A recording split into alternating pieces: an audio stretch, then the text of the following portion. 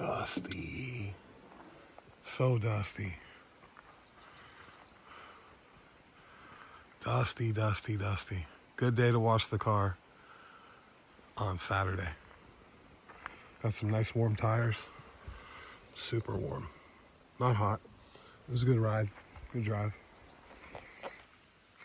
Coming out to a nice place. Not so much for a hike,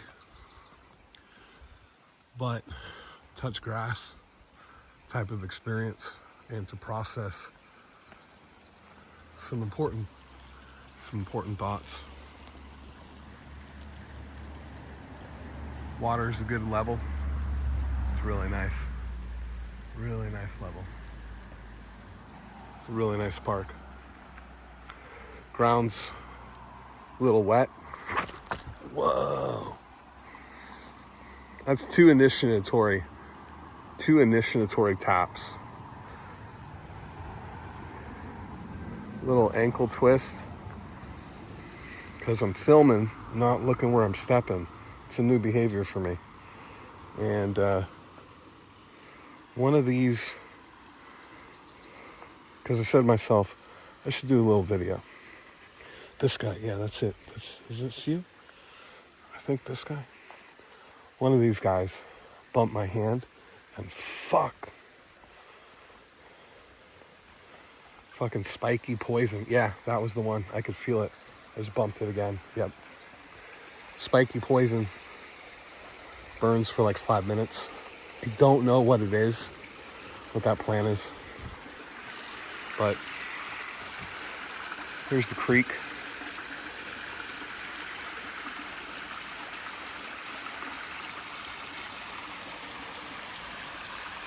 It's very lovely. It's got good water. Good water right now. Really pleasant. Really nice level. And as always, the bridge. Bridge between worlds. Bridge between spaces. I'm coming here to cross the bridge. The bridge I'm here to cross is my sleep. I have been incredibly unprofessional with my sleep. If I'm going to accomplish the mission I'm here to accomplish, not just this mission right now, but the mission through my company and my men's group and myself, I gotta do things the right way. Let's see if we can calm this camera shakedown a little bit. Oh man, here we go. Hi there. Yes. Hey kitty. Have I seen this kitty in Pacifica? Meow. No, not yet. Okay. What's up, meow meow?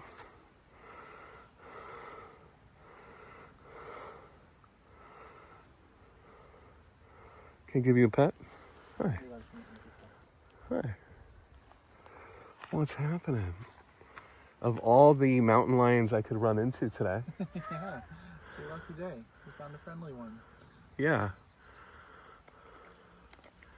You gonna show us your little scratches? Oh yeah. Cool. What's up? There's muscles in there. Yeah, we got a little flex down. Yeah. Little war cry. He's jacked, isn't he? Hella jacked. Bro. Yeah. What's up? What's up? He didn't feel like walking much today. He must have chilled. It's so warm. Here, maybe this is a better hand to smell. Yeah. I have a tea tree oil on this hand, so it's probably slightly annoying. Yeah, probably strong for him. Yeah. How far do you carry him, or do you? He usually walks on his own. He goes 2 to 4 miles in a day. Whoa. Yeah, he's pretty strong. Whoa. Wow. Today it was only coming to the top here. Maybe Yeah. like a mile and a half total. That's so he did about 1.5 miles today? Yeah. Wow. You do an action shot, bro? He has 2 speeds. He like kind of sprints and saunters. Okay. He's usually pretty slow. He likes to eat his little grass snacks on the way too. And then in case of any kind of danger, you just pick them up, right? Yeah. Yeah, buddy. That's so cool. What's his name? Smokey. Smokey. What's up, pal? Wow. So cool. Thanks for saying hi. Yeah. Thanks for saying hi, too. Yeah. All right. You enjoy. Happy trails. Thank you. Wow. Man, fucking. I didn't expect that. I did not expect that. That's so cool. Look at this. The little water runoff. Don't ask me why I always think this little micro waterfall is so cool.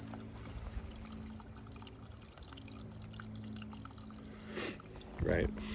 If you had that in a tetratarium at home, that'd be so dope. So, let's see here. It's kind of hard to tell height. So let me hold the camera. You can see the height. You can see the trail. And then it goes like that right up there. And there's these are all redwoods. Well, whatever. They're mostly redwoods. Look how big.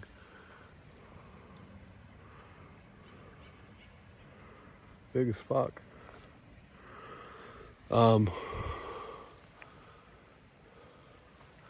And this is just straight up. Like, look at the mountain. Just goes straight up. Like, within a few feet, you're climbing like this. I always like to pretend, for fun, that there's a T-Rex cruising around here somewhere. Just cruising around. It's really nice. And I like these steps. These are considered new growth redwoods. I don't know how old they are. Probably 100 years old or something like 100. Like, see if you can see this okay. This tree's probably like 100. It's about 4 feet wide right here. And it's hard to tell size, right? So this is about 4 feet wide. Down here is about 5.5. And well, as I was saying before we got to explore Smokey, I'm here to get grounded, touch grass.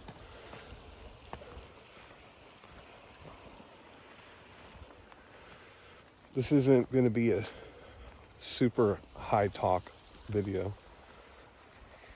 So, could be good. Could be phenomenal if you're chilling. Just like chill vibes. But what my quest is here is to get clear on going to sleep on time. I've been playing a terrible game with myself for quite a long while. I have some inner resentment about going to bed. Here we got a big tree fell down.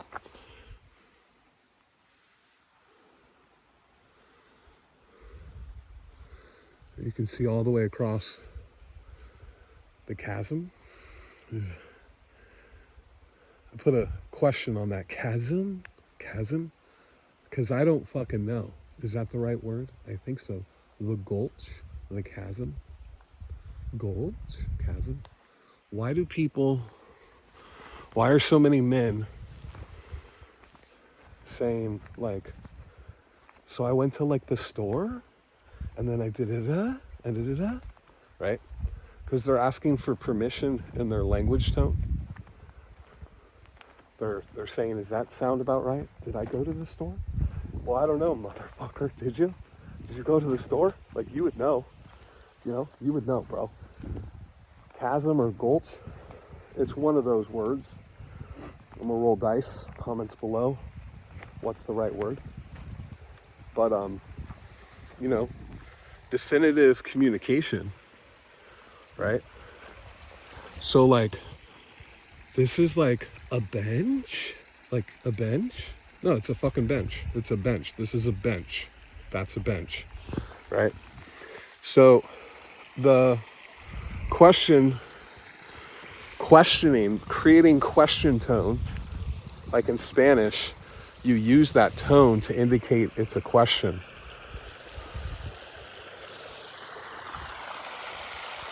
So nice.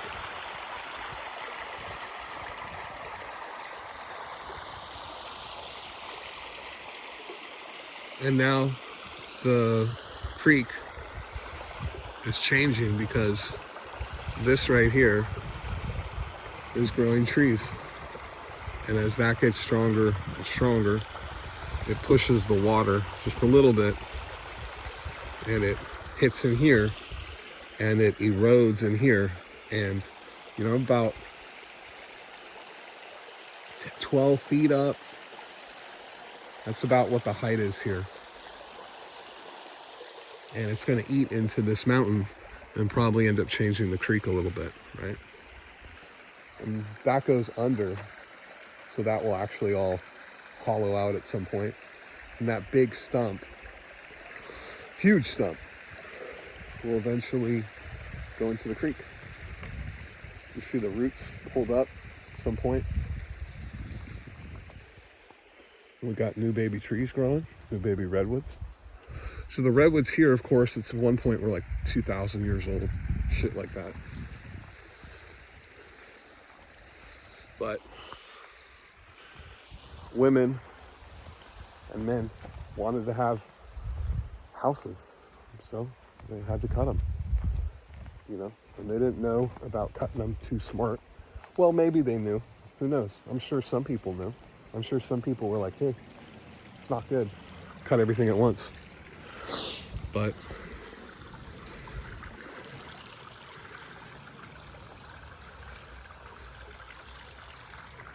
no one's perfect. Everyone's allowed to be stupid.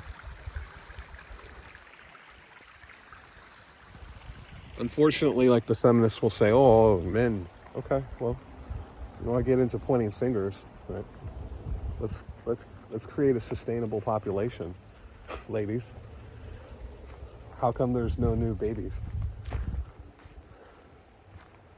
Like the forest wasn't sustainable because the guys cut it down. Now human beings aren't sustainable because a lot of the gals they cutting down the babies. Like it's fine, right? Cut the forest. Oh, that's wrong. Cut the babies. Oh, that's okay. So, hey, we got some big trees. Getting big. How big? About 8 feet at the bottom. That's about an 8-foot base. Okay. Gonna get quality, a little more quality. So one of these trees fucking broke up there, or split somehow.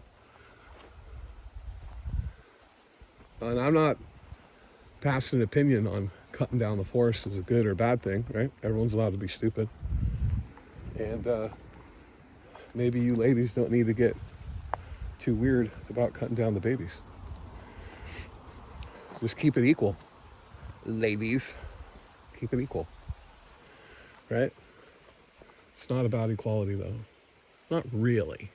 For some of us it is. For some of us it is. How wide is that? That is, it's gonna be 8, 10. Fuck. It's probably about 9.5 feet. Maybe at the super outside it could be 10. Like it kind of juts out right here a little bit. Probably at the base space it's 10 feet wide. 10 feet wide. Okay. So a lot of people in their apartments, they have rooms that are like 10 by 10. Okay. That's that tree at the base. Now let's take a little look. The height. Right. There you go. It's a little height. Got a little more creek.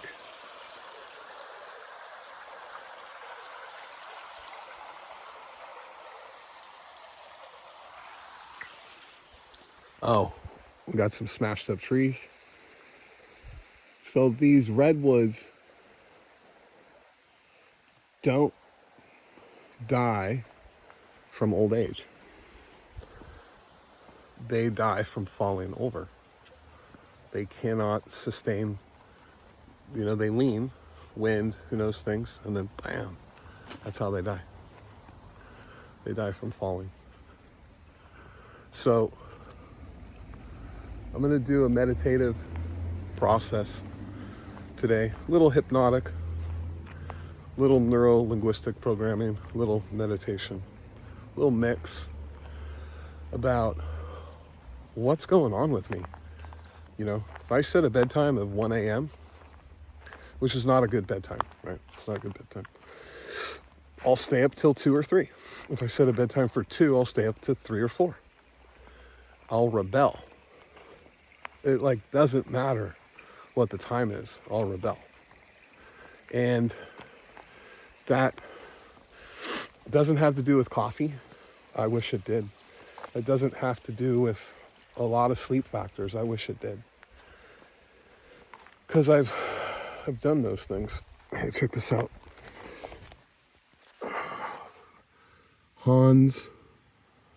Rudolf Hans Bach, MD, born 1915.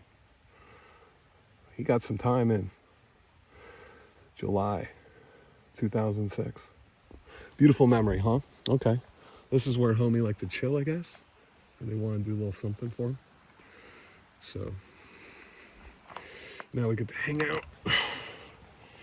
Put those feet on soil.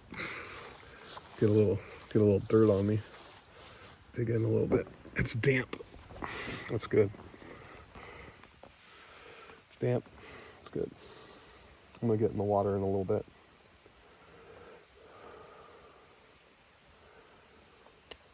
So,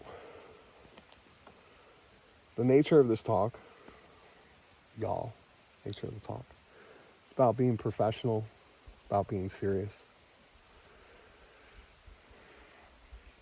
Making a decision doesn't need to be a fast thing. If you have a decision that you keep failing on, I'll try harder. I won't do this again. And you do it again numerous times, right? Then you get, you let it go for a while, and then maybe you do good with it for a little bit, and then it falls back apart and stuff.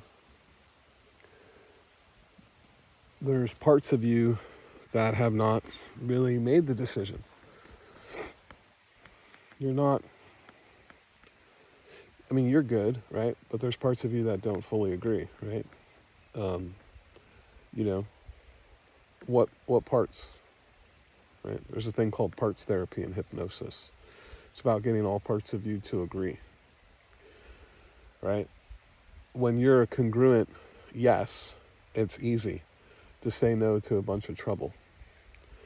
But when you're sort of yes, right? And then you're sort of no, right?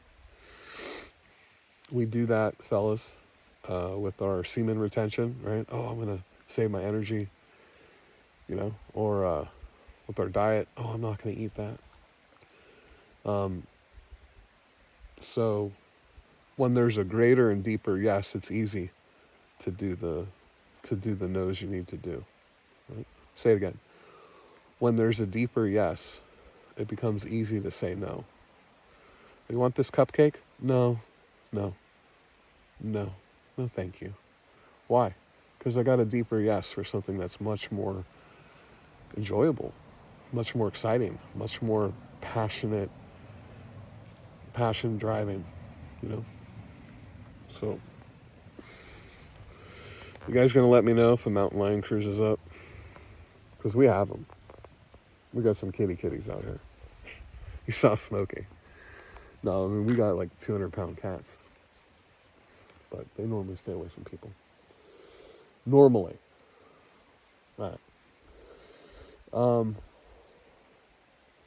So I'm here to make a decision. I'm going to be closing my eyes a little bit. I'm going to be doing a breathing where you hold a firm posture. And it doesn't have to take long, guys. This is 10 minutes is fine. All right, plenty of experience in 10 minutes. plenty of experience in 10 minutes, okay? When I'm breathing in, I know that I'm breathing in. And when I'm breathing out, I know that I'm breathing out.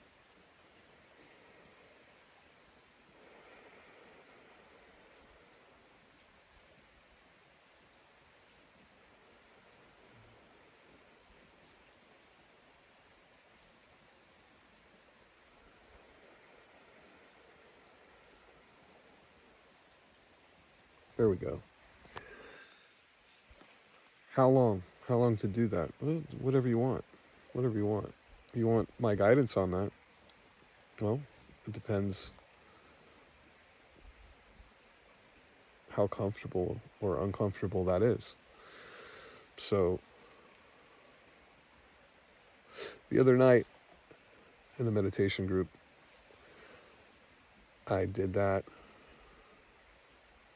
until I felt relatively whole and complete, until I felt I was where I was. I wasn't running around with a bunch of different thoughts. I mostly had one thought, and the thought was, when I'm breathing in, I know that I'm breathing in. When I'm breathing out, I know that I'm breathing out. And that in itself is quite relieving. Okay? It's relieving because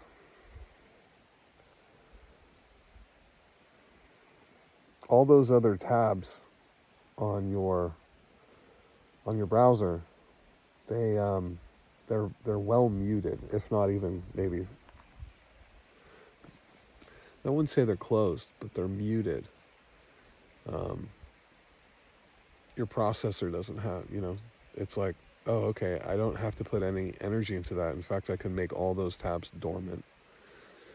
And I'm only going to work on this one tab. It's as if they're closed, and probably a few of them close. You don't need 16 tabs open all the time, right? Some of them will just close because your deeper system knows that doesn't need to be open right now. And it's not a big deal, we'll just close it. You'll get all kinds of tabs, little subtle things that close, little worries that have been niggling at you. And they'll just close. So you'll get this experience of feeling like calm and more complete, or possibly complete, which is amazing, right? I mean, you're complete or you're not complete, right? So if you're not complete, you get more and more complete. And maybe one time you are complete. So, complete? Yeah, no, it's not a question. Okay. So, after I'm breathing in, I know that I'm breathing in. And I'm breathing out, I know that I'm breathing out. And I went into a 4x4 by 4x4 breathing. Breathe in 4 seconds. Right, put my hand up here, try to get my hand in. Breathe up 4 seconds. Hold. 4 seconds. Breathe out 4 seconds. Hold. No air. 4 seconds. Breathe in 4 seconds. I'll do one set. I'll just do one for now.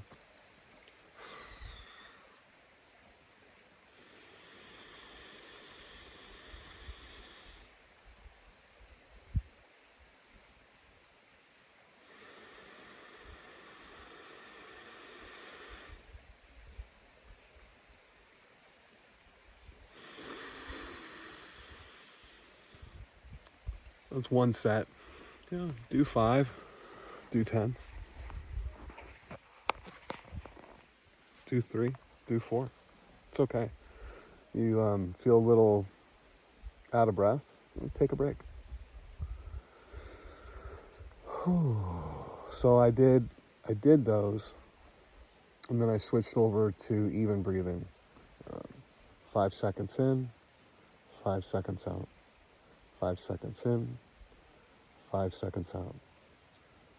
5 seconds in, 5 seconds out. And in that place, and with that relaxation, but my body being firm, my posture being firm. No fidgeting. You could readjust a little, but no fidgeting. You don't need to be supremely uncomfortable, but no fidgeting. You can make an adjustment. Oh, a little adjustment. But then you got to stop. Okay? Maybe a few minutes later, a little adjustment, and then you stop. It's about being still with your body, which is directionally still with your mind. And it's not about no thought. It's about all the things that occur as you're calmer and calmer. And it's a practice. You get benefits, you get gifts. What those gifts are will be very unique to you. They're your gifts. That's your blessings. Do you go into meditation expecting no gifts? No, you would like to get some gifts, but you just don't know when or how they'll appear. But they will. The first gift you really get is the opportunity to practice focus. And it's a practice, and even one time will make you more focused. If your mind's all over the place, but you're breathing in, when you're breathing in, you're breathing out, when you're breathing out, you just even get one of those. Breathing in, I know I'm breathing in. Instead of, yeah, breathing in and breathing in. Oh, whoa, I got half the breath. I focused on that. That's cool, right? That benefits you. You're winning. You're winning. And then the next day you do it again a little bit, or a couple days later you do it again a little bit. I'm going to be mixing some of those to get myself into a clear state. And then I'm going to ask myself, can I go to bed at 1 o'clock for the next 3 weeks till the end of the month? What will stop me? It's an inquiry. This is autodidactic, self-taught. I've learned from a lot of different teachers. Maybe it's because I'm American. I'm mix. I'm mixed, myself, racially, culturally. But 100% American, right? So it's okay to mix things up, right? That's, there's benefits to quote unquote purity of one discipline, and there's benefits to mixing. Both are good. Both are good, they're just different. So both have advantages. Both are phenomenal, just different, okay? So I'm going to be asking myself, what am I really doing? What game am I really playing? By doing this for years, not being able to have a tidy bookend to my sleep. So I came out to a place in the forest, in the woods, where I can touch grass, so to speak, get grounded, and ask myself that question. I took a very spirited ride here through the mountains and on the freeway. A wonderful car. I love my car so much. Really enjoy it. It's fun. It's a fun car. It's so pretty out here. So nice.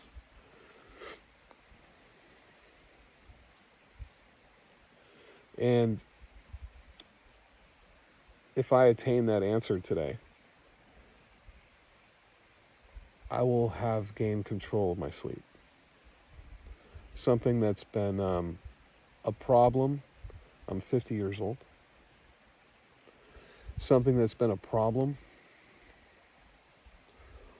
really, generally speaking, since I was around 17 or so, 18.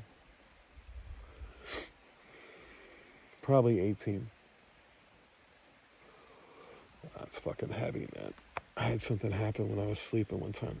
Someone broke down my door, tried to fucking execute me when I was in bed. It was rough. It was a tough fight. I had a big knife swung at me a couple hundred times. Door got broken down, and I had to, I couldn't get out of the French doors. I couldn't get out of the the window because there were curtains on both of them. They had plate glass, so if you broke it, they're these big slashing pieces of glass, so you can't really just jump through it. And there's multi-sets of curtains. And the windows and French doors would stick when it was cold. They would be sticky. And it would be very hard. You have to carefully open them so you didn't crack a pane of glass or something, right? Shove your hand through the fucking window. So I figured if I opened them, I would have got stabbed in my back and I would have been killed, right? The person trying to kill me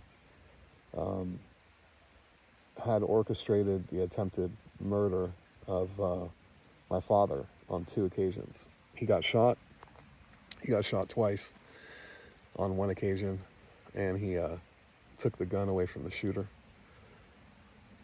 And he got saved by paramedics. He had a bullet in his left lung next to his heart. He had that his whole life. They couldn't remove it. And then he had one in his leg, and they were able to remove that. And then the second attempted shooting was going to be through a law enforcement person, through a back channel type thing. So I won't say any more about that. I won't give any names under any circumstances. If any pressure was put on me, I will say I made the whole story up. And that's it. And that's that. And there won't be any more names. There are none, right? So, and parties involved are dead. So that's even better. And there's good people in good positions of authority, and sometimes there's some not as good people in positions of authority also, right? That's why you got to hold on to your guns and all kinds of things, right? And respect the Constitution and stuff like that. So, anyways, so this person who had made these 2 attempted murderings of my father, and my father was no saint, right? This person was trying to kill me. Unfortunately, I had done nothing to deserve it. Unfortunately. Like, I wish I did. No, I don't. But the part of you, when you're a proper victim, you're like, I wish there was something I could not do so that this consequence wouldn't come to me, right? You want to avoid the trouble, right? So if you go somewhere and you got something very expensive and someone robs you, you think to yourself, shit, I won't wear that, or I won't carry that super ultra expensive camera in this area, right? Because I don't want to get robbed again. I want to go through that. What if I got stabbed, shot, killed, kidnapped, raped, tortured? Those things occur from time to time in the world, right? That's why the police say, in general, they say, give up your stuff, but then don't get in the vehicle. If you go to a second location, it's a big problem. That's where all that horrific movie stuff can occur. Like, there's dying, and then there's dying while being tortured in the most profound way, right? It's not the same. So that's a general self-defense rules. General and basic, give up your shit. In general, right? If you're in the hood, you got a reputation to protect. You can't give up your shit, right? Not really, right? Otherwise, everyone will come after you. If you're in prison, you really can't give up your shit. Otherwise, everyone will come after you. Like, you won't have one person, you'll have hundreds, right? So you have to stand up for yourself. You guys got to figure out, what position am I in? Am I in the position where I have to stand up for myself because that's the least amount of harm for myself? Or, just give up the stuff and move on or whatever, right? Have insurance, shit like that. So this person broke down my door like 3 a.m. and I tried to prevent the door. It got broken on an angle, and I tried to push it up, and it didn't fully fall down because I had a snake cage. It was like 6 foot by 2 foot by 2 foot. I was breeding pythons, green patternless Burmese and a albino. I was breeding those two, and they had big clutch of eggs and stuff. It's cool. Got some bucks. It worked at the time, and I like snakes, and I don't recommend those snakes for pets unless you have just tons of space, because they like to keep moving most of the time, and they're not chill. Like where a boa can hang out on your arm or your shoulder, your neck, it won't kill you. Like, okay, and they're chill, and they're like friendly, right? Like a boa typically. But the Burmese, they never stop moving, and I was financially ambitious, and so I was like, let's go with this. Let's make money with this, right? Not a good choice, really, because not the best choice, right? It lacked some love. It was something I was into, but it lacked a deeper love. Although I did help someone break over a snake phobia, and then their daughter became a heptologist or a reptile zoo scientist. So actually quite a few good things came from that. That snake cage saved my life. Those snakes saved my life. Because if the door had opened that quickly, I wouldn't have been able to guard and protect myself. Because that door fell on the cage, like on a crooked angle, it didn't completely fall down. The door stayed locked, but the door jamb popped off the wall. Right? It just didn't hold. Because the person was a couple 100 pounds, good size, thick, solid. I don't know. Were there voices in her head? I have no idea. Right? I was at home. It wasn't a girlfriend. Right? The person had my father shot, almost shot twice. So I grabbed my comforter. I had to jump in the air to grab my comforter. So I grabbed my comforter to wrap it around my left arm like a shield. Big, thick, fluffy shield. Maybe it could trap the knife. It's a 1 foot long knife. It was that German brand where the guy looks like a little caveman with like a fucking spear. It's a nice fucking expensive fucking professional kitchen knife. It's fucking $180 kitchen knife. Not a good knife to fight. And I tried to pick up the comforter, but I was standing on it. So, fuck. I had to jump up in the air and reach down and grab that fucking comforter and wrap it around my left arm. And so, roughly the next 2.5 minutes, I had to keep my mom, that was the attacker, I had to keep my mom from getting up on my bed. My bed was in the corner of the room, and it wasn't that tall.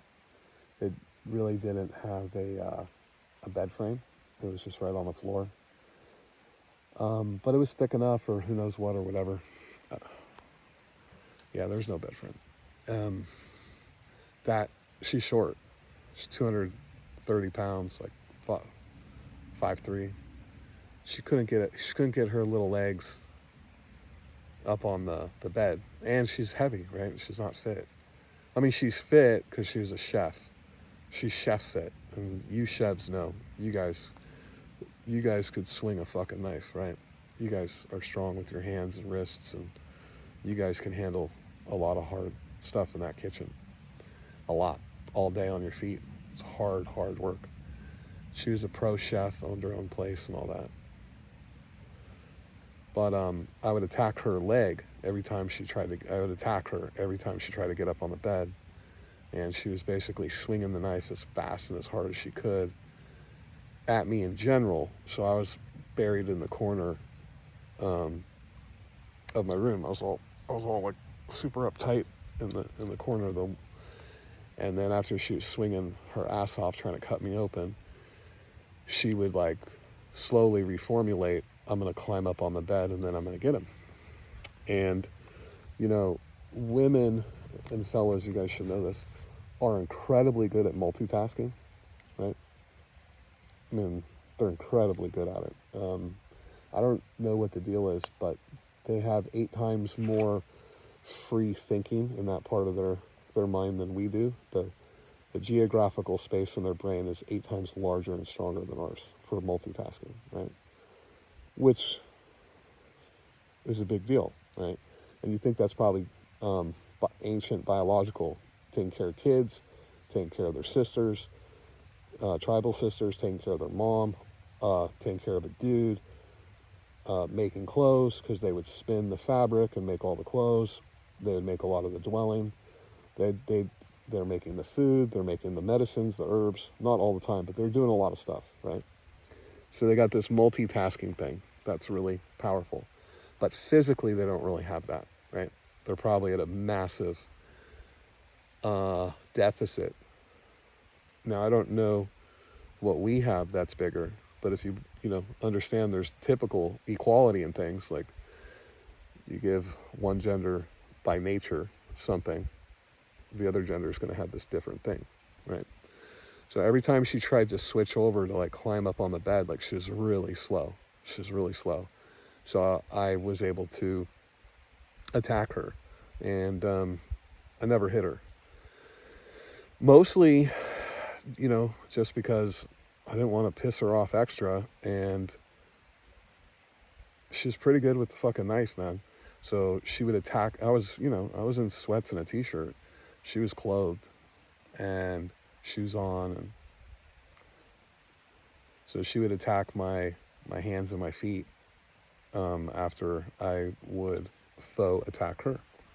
So we danced back and forth, and then eventually she went to get a stool from the other side of my room, which is what I would stand up on to get into my snake cage, because I had my snake cage up on cinder blocks.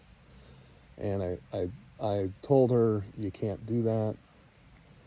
And she said, no man is going to tell me what to do. And I won't say it the way she said it, but she was screaming when she said that. She was screaming with the maximum irrationality, because I said, Mom, you're in my room with a knife. I'm just asking you not to get up on my bed. And so I said, I'll let you up on my bed, but here's the deal. You got to set the knife down, and then you can come up on the bed and we can talk, and I will listen to you. And then she said, but the knife is her friend. And she smiled. She was smiling, and she was like all cute, And I was like, well, that's cool. It's a good friend, but, the knife's not my friend. And she's like, but the knife's my friend. And I was like, I know that, but the knife's not my friend. And she's like, but I like my knife. I feel comfortable. So here's a woman feeling comfortable. She doesn't want to feel uncomfortable. And I said, but Mom, the knife isn't very nice to me, and it's okay. You could put the knife like over on top of the snake cage, and then we can have a father or a mother-son talk. And then she said, very rationally, she said, I am your mother. Now let me up on the bed. And I fucking almost did it.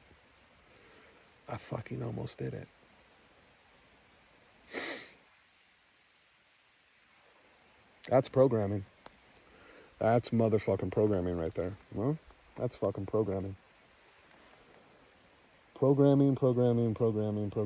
You wonder, fellas, why you effortlessly simp even against your own will? You know better, and you'll automatically do it. It's because you're told to be nice hundreds of thousands of times. Hundreds of thousands of times you're told to be nice. And so when there's a woman that you are attracted to, what are you going to do? You're going to be mean? No. You're going to be extra nice, right? Because you're nice, basically, to all women. So you're going to be extra nice to the one that you like. Makes sense. It's very logical. Like, I like women, but there's one woman I really like, so I'm going to be, obviously, like, just extra nice to her. Okay? Here's the problem in general. Here's the problem. You guys got to look up the disgust response. Disgust, disgust. Okay? I'm telling you, I found it. It's been known, but I rediscovered it. It's the disgust response. And ChatGPT it, Google it, go deep on it. The female disgust response when a guy is weak, right? Because women don't interpret men well, okay? If they interpreted men well, they'd all have these perfect relationships. They don't. Okay. So they think when you're nice to them and sexual, right? Sexual means like, oh my gosh, I like her. I like her sexually, right? I like her love-wise. I like her relationship. Or I can't even define it. I just like her. Oh my gosh. Like I'm smitten. Like, whoa. And you move towards her or you show a sign of kindness. Now, be very careful. Be very careful. It's a sexual sign of kindness. Okay? It leaks out of you. Okay? It's not like you're trying to hit it. It's just like, oh my gosh, I could see her as my wife, or I could see her as my girlfriend, or I would love to have her be with me, or me with her, or oh my God, she's so beautiful.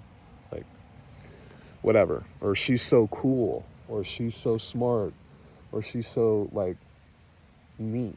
You know, she's just so neat, or she's so geeky in a great way, right? Whenever we get hit with that little vibe that we like, she's so charming, so cute, and you accidentally feel nice while you're attracted, that instantaneously creates a disgust response. Instantaneously creates a disgust response. So if you're nice to her, it's fine. There's no problem. Okay? But if you're feeling sexual and you're nice to her, that's a problem. That triggers the disgust response. Okay? Now, if there's a woman and you ask her, hey, is the doctor's office this direction? But she thinks you're hitting on her, she will give you the disgust response if you're being nice to her. Because she's feeling, it's a feeling, okay? She feels that you're hitting on her, she'll give you a disgust response. Like, you know, read the book, what's the name of the book? Let me put it in the fucking, let's get some fucking sun on this fucking skull. What's going on? Can we get the name of that book? Nora Jones, My Life as a Man, you know? I had a trans friend from female to male, and he said, because, you know, I cooperate with that, not all the time, but a fair amount of time. He said, I couldn't even look in a woman's direction at a intersection anymore because they would like roll their eyes, they would do all these like weird body posture things, and he said when I was a woman, we would make eye contact and there'd just be like gentle smile back and forth most of the time and all these like nice little gestures. But as soon as I started growing facial hair because of my testosterone and my beard treatments and blah, blah, blah, right? All of a sudden I started getting these nasty eye rolls and all this like disrespectful energy because they wanted to go out of their way to, you know, show me I'm not tough or I'm not important or I'm not, you know, I'm not whatever. And, or don't you dare hit on me, right? You know, just because I'm alone at a stoplight, waiting to cross the street, doesn't mean you have the right? They're all up in their head. They're going on and on and on and on and on and on about this trans man being sexually interested in them, and he's not. My friend who is trans, was a woman, became a man, only goes out with men.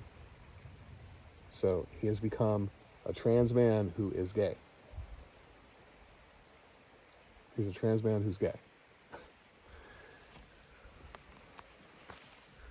There's no chance of hitting on any chicks, right? So if the female interprets, if she hallucinates, right? Call it no nut November, you're on your discipline, you don't even think about women. You just don't even think about them sexually. Because why? Because you have discipline, and you can fucking turn it off. And you even do a gesture towards them, and you're feeling, or they're thinking you're being nice and sexual, you get the disgust response. So my interpretation of it is be about 70% matter of fact, stoic, dominant. Okay, dominant over yourself, right? But dominant over the frame if someone interacts with you and stuff like that. It's a gentle thing, okay? It's gentle dominance, right? It's dominance. And then about 25% protective providership and about 5% loving, kind. We know that most feminist American Western women of all races, genders, whatever, right? We know that they think men are like 6'3". They don't think like men are 5'5". So when they say men, they normally think, in their general way of thinking. Okay, most of the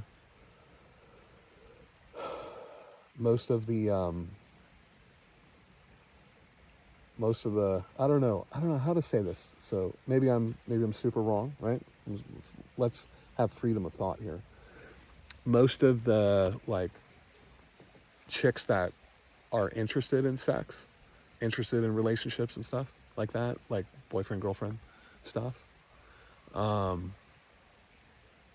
unless you want to use the word partner, but then you should go all in, right? Look up partner. Where did the term partner come from? It didn't come from business, right? It came from the gay community. So if you want to appropriate the gay term partner, then you should go deeper and do what's also aware in that community, which is to communicate like top or bottom, sub or dom, blah, blah, blah, blah. So, and there's many other ways to say that. And then there's some that don't do that. Okay. All right.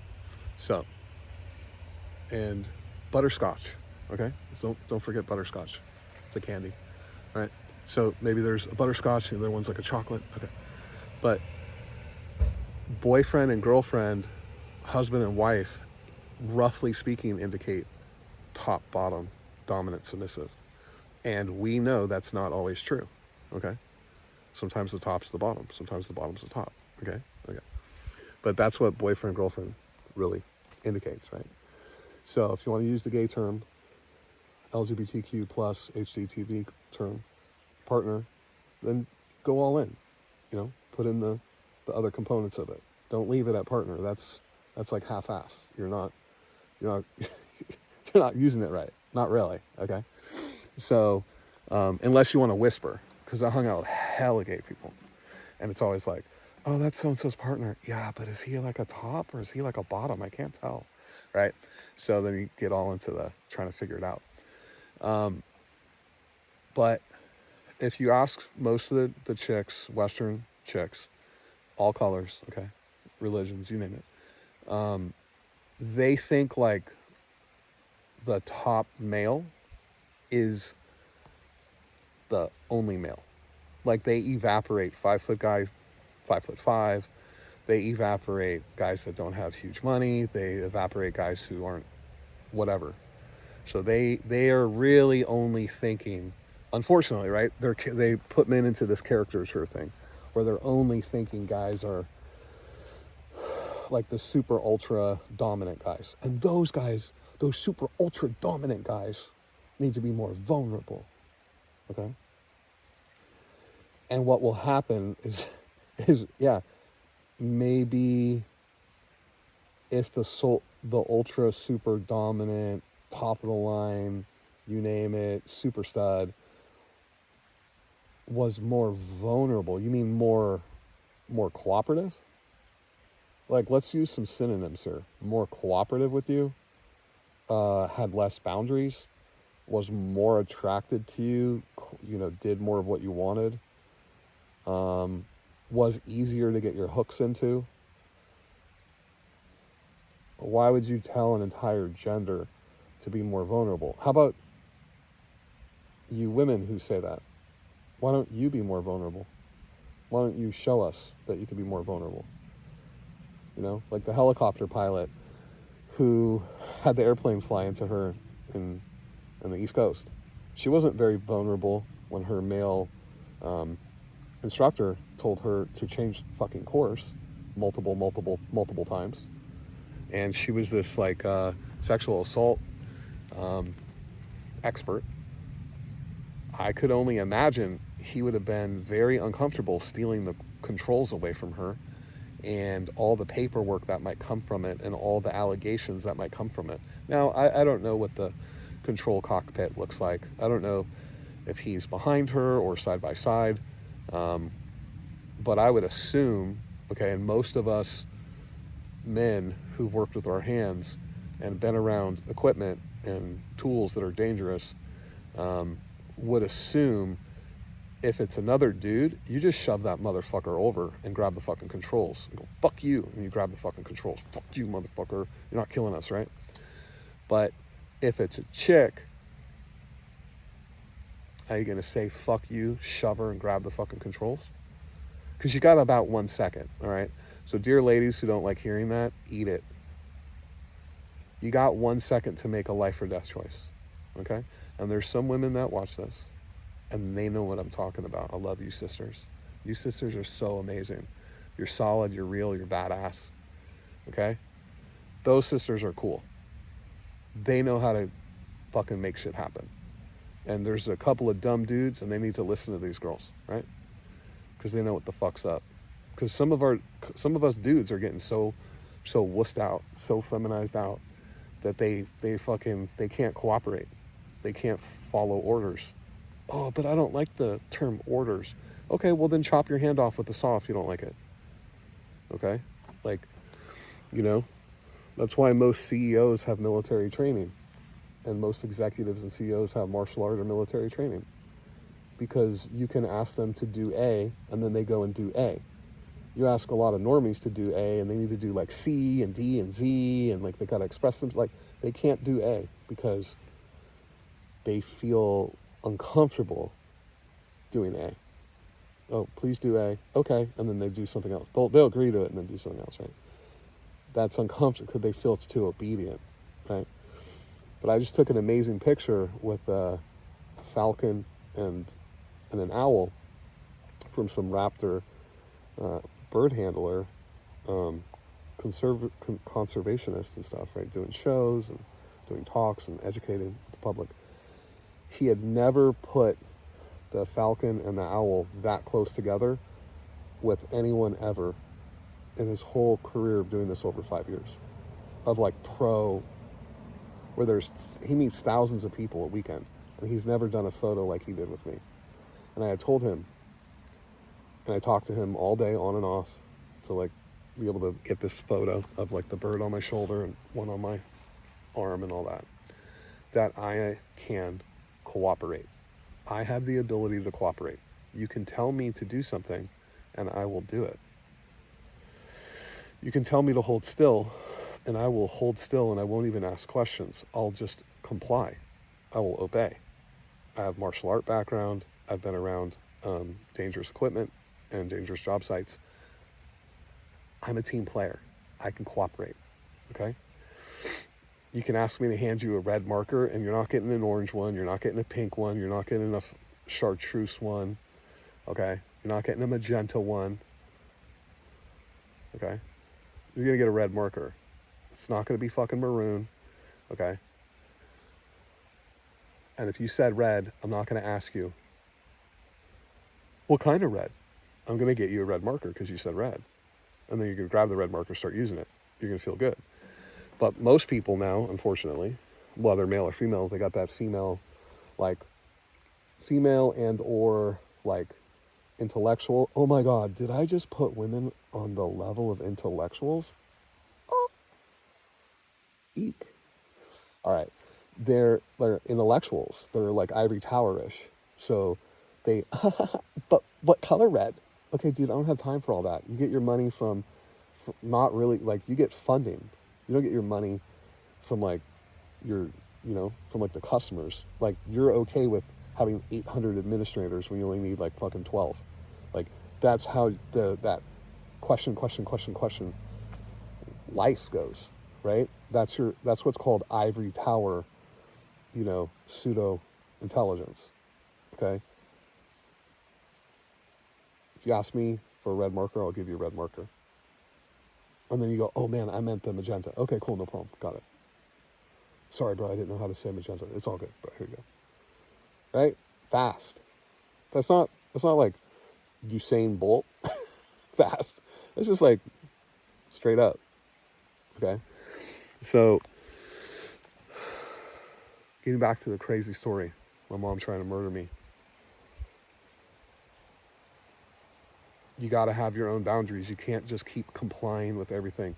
You can't be nice all the time. Okay.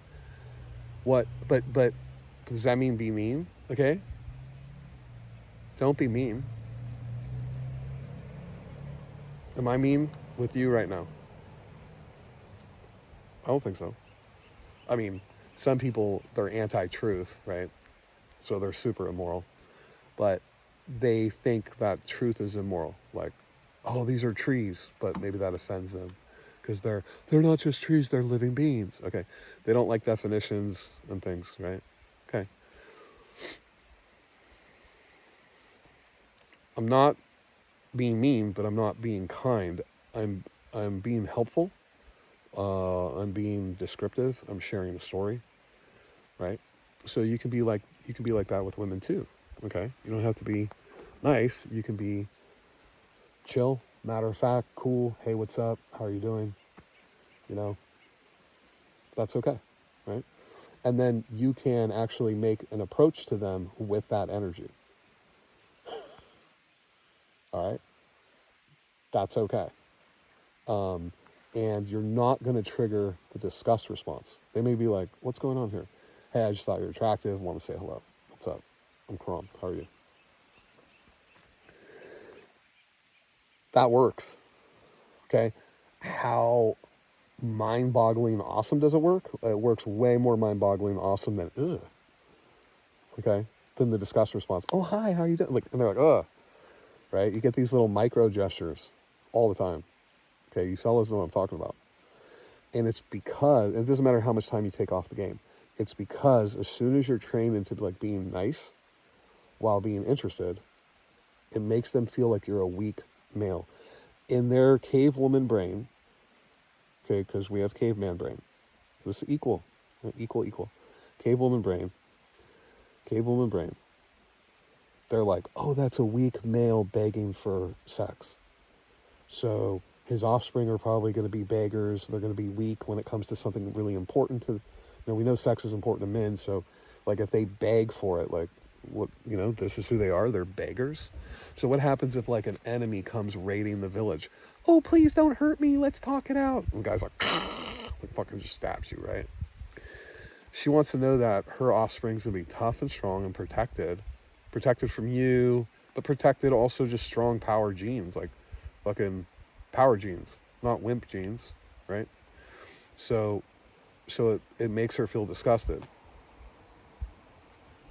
Okay, that's why, not always, but a lot, crying and high emotions and all that kind of stuff makes them get a disgust response.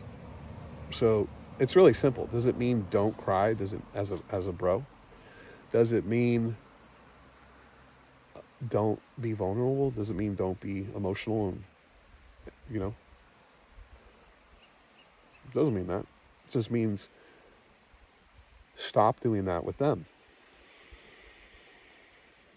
Stop doing that with them. Give them your strength, give them your leadership, give them a strong amount of listening, but live your own life and bring her with you. And she may not want to come with you. She may be hella feral. You know what I'm saying? And then when she's super old, she's going to be like, man, I fucking should have just been like, cool. Well, that's on her. Okay? That's on her. I know it sucks because you want to make things work, but you got to hold your own frame. We'll talk more about that at another time. So, getting back to my mom, I made a deal with her, and I said, I'm going to give you an alibi on how to murder me and get away with it. And because you're in my bedroom with my door broken down, you're clearly trying to kill me. Okay? And I told her a lie. I lied to her. I said, you brought me in this world, so it's your divine right by nature's law to be able to remove me from this world. That's like, you're allowed to. You can have a late term unaliving of like a fetus, but I'm, 18, right? So I said that to her, and she's like, yeah. Okay? Super. She was super great. So, and I said, just say I went in your bedroom, the door blew open, so break your own door down, and all of a sudden you just knew someone was there, and they came to stab you. You didn't know that, but you know it now. They came rushing at you, rageful, and they tripped and fell because there's like a little step that steps up before my mother's bed on the floor. It's like on a landing, and just say I fell, and then stab the bed, and it'll look like I fell, and then you just went to run out of the house, but I got too close behind you, flying down behind the stairs, and we ran around the kitchen coffee table a little bit, and I was so rageful I slipped and fell a couple times, but I was still keeping up with you too close, and you didn't know what else to do because I blocked the door, and the front door and the back door, so you ran into your old bedroom. See, it's your old bedroom, even though it's my bedroom. It's your old bedroom. See, that's a nice part of the story to tell the police. See, officers, it was my old bedroom. And then you close the door behind yourself and lock it, and then you went to go out the front doors, which were only a couple feet off the ground. And as you're trying to open them, whoa, I got scared. Stick. It's a scary story for me, okay? It's not just, mountain lion. No. This is a scary story. So,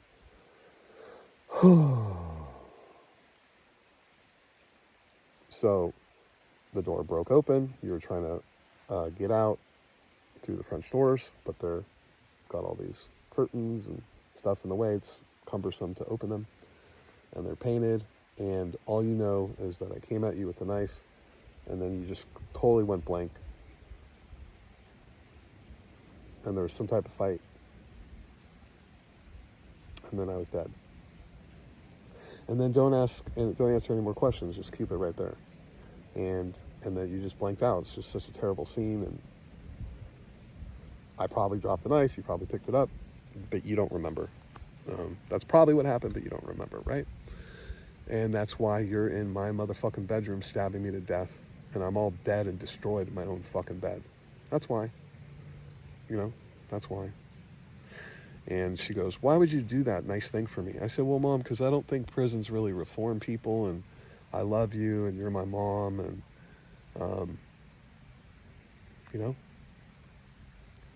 I don't want to see you go to prison, and it's not your fault that you're going to kill me because, I'm a problem, and, I do all these things. I didn't do shit. And you guys that are abused by your wives, there's a person at a 12-step group I was in. She's a retired teacher, and she's the matriarch of her family, and she said it took her 3 years of screaming at her husband every day, 3 years, and therapy, to realize he had never once screamed back at her.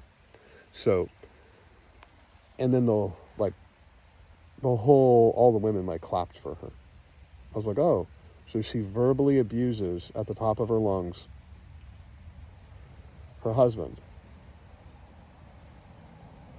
her life partner bottom, anyways, her husband. And she abuses her life partner bottom, husband, for 3 years, and then eventually realizes he had never once yelled back at her. And so she was enraged by being enraged, and she felt the enragement was them. And that's what she felt. And it took her 3 years of therapy to realize it was just her. But then she has a reason because he's abandoning. And, but the kids, on the other hand, say he's fucking amazing. And that mom's crazy. But they love her, but she's crazy. That's like what the kids say, right? And he's this perfect dad, does all the dishes. Like, she's disgusted by him. Look this disgust thing up. How a lot of feminist women are actually disgusted by weak men. Look it up. And then ask yourself, do I want to enable that? Okay? So, you know, I haven't had a relationship like that, except for my mother. I cut that cord. That's not for me. So, long story short, my mom said, well, thank you for that alibi, blah, blah, blah, blah, blah. Now let me up on the bed. We fought one more time. Same style of fighting. And then she's like, no, I'm definitely getting the stool now. And I said to her, this is your last chance. If you kill me, you kill me. It is what it is. But if I end up surviving this because of my hardcore kung fu teacher who taught me how to fight, if that man who's hard and cold, and that school was hard and cold and it was on Market Street in San Francisco, and if you guys know Market Street, there's a lot of meth heads and junkies and crazy people, and and some homeless, and there's a lot going on, and then just normal people and vagabonds and whatever. And they would come in the studio and try to fight. They get laid out, get dragged outside, put against the wall, sleeping, all knocked out, right? If those people came into our hardcore school, right? If I was in that environment, that's the environment which is really,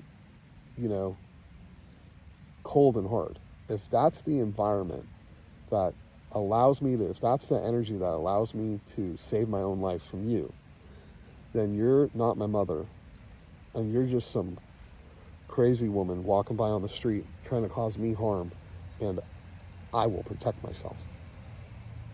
I promise.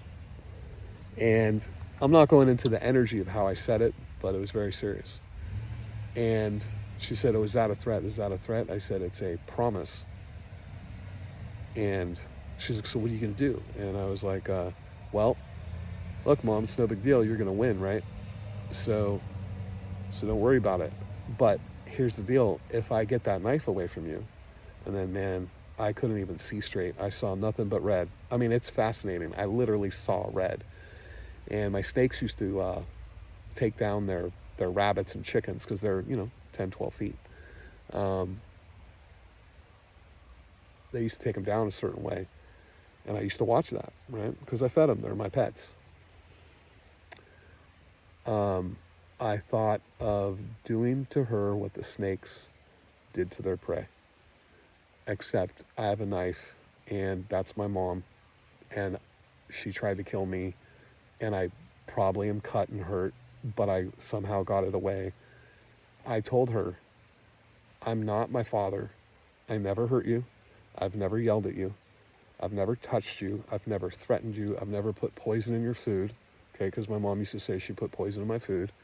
And she did poison one of my sisters multiple times as a child, and continued to blame the child. Oh, the child's precocious, right? Continued to blame the child, never took responsibility. I said, if I get that knife away from you, I am not my father. I will immediately use it. So do us both a favor. Go to your room. Go to your bedroom. Because if I do what I see myself doing, I'm going to be in an insane asylum for a fucking decade afterwards. I don't want that.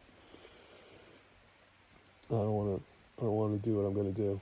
So go to your room, put a piece of furniture behind your door, take your friend with you, sleep with it under your pillow. She like looked at me. I was like, "It's your friend. It's cool. I'm not saying anything." I don't know. She tweaked. And I will put a piece of furniture behind my door, and we will sleep. And then in the morning, you will go and grind your coffee. I used to hate coffee. I didn't drink coffee till I was after 40 because she'd drink coffee every morning, and she would be like a monster before coffee, and then, "Oh, I've had my coffee." And she was okay. So I fucking didn't drink coffee. And associative conditioning. I fucking hated coffee. Never drank it till I was over 40. And drink green tea. Okay. Big rebel over here. Green tea. So I said, "You're going to grind your coffee. I won't come out until I hear it grind. And when I hear it grind, I know you're making your coffee. And I will come out of my room. I will be dressed because I will be going to have my day. And you'll be sipping your wonderful coffee. And I will look at you and you will look at me. And we will know where the power lies. The power lies with the mother. She has the power. And your mama bear. And what do mama bears do in nature? They nurture the children. And then they say, okay, that's enough. Shoo, shoo. And they push the little bears out into the world. And she looked at me. I was like, that's your right. I'm 18. I need to move on with my life. You have clearly communicated, and I get the message. You're not wrong. I need to improve. And I will go and get an apartment. It's time for me to move out. You made it abundantly clear, and that's your right. And I was paying rent. I bought my own food for years. I, dropped out of high school basically when I was 16. So, she was making rent money on me and food. I mean, she wasn't getting rich, but she was making rent money on me and food.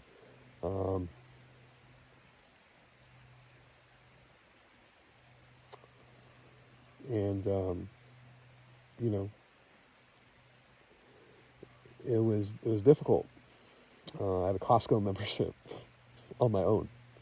Okay, 16, I had my own Costco membership. All right. So, or was I 17? I may not get this part right now, but I had that shit early. I'm very serious about the truth. And then I'm going to go get an apartment, and it's going to take a little while because Bay Area is hard to find a place. It's expensive and all this kind of stuff. And that's what happened. And I said, we'll sweep it under the rug. It's no big deal. And because that's what she used to love to say whenever she made a problem, which was every fucking day. Scream, yell, humiliate, condemn, verbally abuse, say you're going to be like this when you're 50. You're going to be like this when you're 60. No one's going to love you. Like all this relational aggression shit. That's typically female dominated, but some male narcissists are good at that too. It's really like females and male narcissists are really good at the relational aggression, right? Now, a lot of women are not mean. They're just not mean. So they don't use a lot of relational aggression. Okay, maybe self-defense wise they might do some, but there are a lot of chicks who rock the relational aggression, try to destroy your relationships, try to destroy your sense of confidence. That's not a test. It's way more than that, and they hurt each other more than they hurt guys. Okay, but I've had issues with sleep. it wasn't just this one thing. Other things have occurred. So I'll maybe tell those stories at another time. It's not as bad as this one. I mean, psychologically it's bad, but this is a biggie. This is high quality. HQ. I call it HQ abuse. It's high quality abuse. And that's my fucking opinion, and that's my right to call it high quality abuse.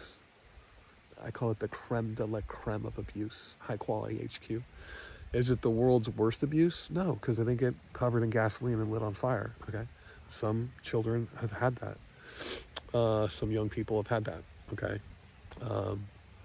I've had other things occur. I'm not getting into that right now, but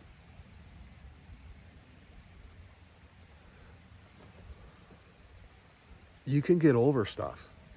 Okay, you can make a choice, and it's the right tools and the right professionalism, meaning be serious, you can get over things quickly. Now, there'll be some processing, there'll be some residual feelings, there'll be some things like that. But forgiveness, you've heard it, I'll say it, it's a gift you give yourself. Because you get free to move on. You think like a fucking animal that gets attacked is tripping on that, right? Okay, they don't have a big memory. But just like think about it like that. Like you got to play some mental games with yourself. No, man, animal gets attacked, it's a prey item. It's going to get attacked. Other predators sometimes become prey. It's going to get attacked. Shit happens. Okay? Do you want to be the hobo under the bridge all cracked out? Because I didn't. I was like, no, that's not for me. That's not for me. I saw a movie. Someone in the movie did meditation. Oh, I saw another movie. Someone did martial arts. Oh, someone did forgiveness in a movie where there was some prayer on something. And someone else had some beautiful cultural stuff. And then I was like, I need to find, oh, there's a wizard. Oh, there's a monk. Oh, there's a great sage. Okay. Oh, Chinese ancient history. Okay. Oh, dragons and warlocks and fucking witches. Let me look. I want to learn. Okay. There's some cool shit in the world. Okay. I support Christianity, but I'm not super into it. I'll talk about Jesus a fair amount because I grew up in that. And like the Dalai Lama said, if you want to be good at another religion or another way of life later in life, you got to embrace your core religion. My core religion was Catholicism. So I embrace it and I appreciate it. I learned a lot about Jesus, and I think he's a profound teacher. In my opinion, that's my opinion. He's a profound teacher, and generally everybody should learn from him. Okay, that's my opinion. But I'm not a Christian. Okay, so I think we covered a lot. Thanks for hanging out with me. Got my feet all grounded in. It's wet, so got the good connect. Show a little more nature out here. What can you take from this story? Well, one, entertainment. Are you not entertained? Okay, some high quality drama.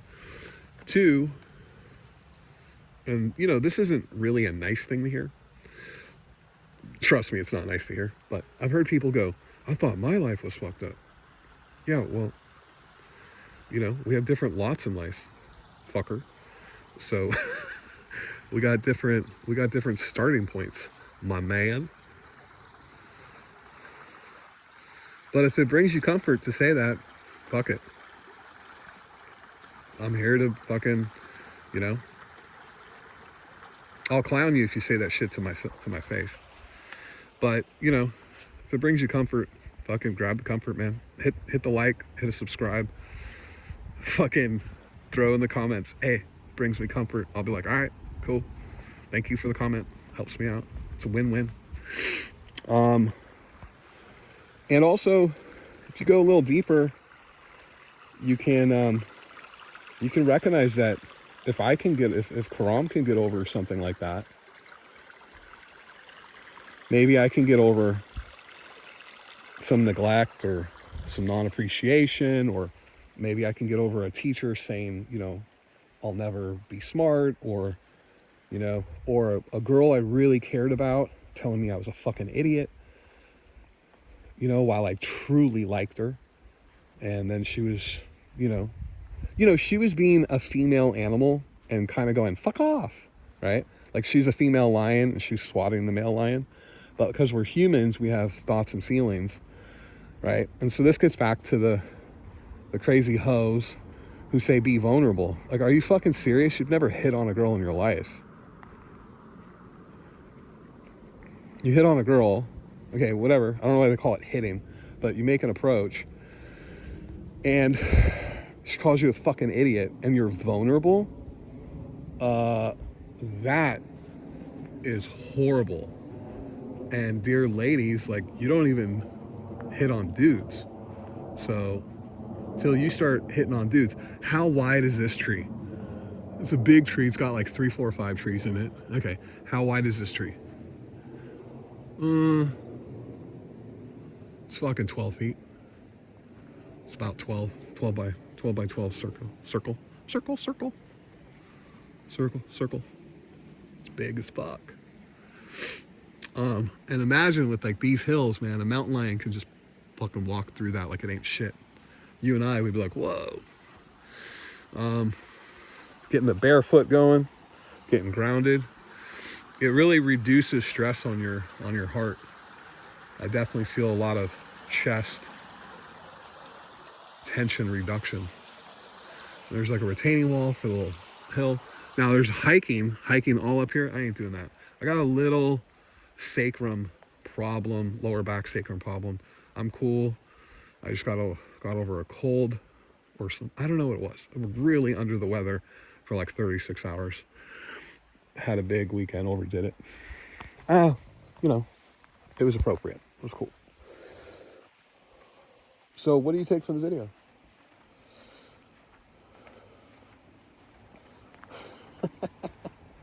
Take that you can fucking do anything you want. Take that you don't have to have your past define your motherfucking future. Take that sometimes some of the decisions that you need to make, they're worth going to the nature and sitting down and making a clear fucking decision. Okay? You want to start a business? Don't fuck around. Start a fucking business. Do everything there is to do. Be serious. And if you're very, very serious, you'll also take time off to get your head clear. Okay? It's Thursday. I'm shooting content. It's fine. But I'll be working tomorrow. House of Life's going to have a 2-hour call. And I'm doing some other work with my business here for you guys. I need to get clear. I want to have good energy tomorrow. I need to get clear today.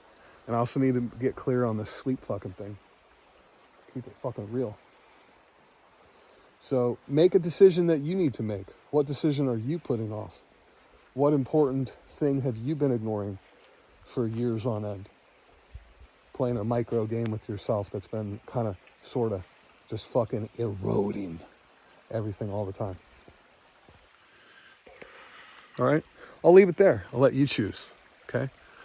If you choose something, put it in the comments. That'd be awesome. Awesome to see it. Awesome to know it. I hope you get it. Get your win. Endeavor. Masculine endeavors. Endeavor on, brothers. Peace. Manifest your destiny.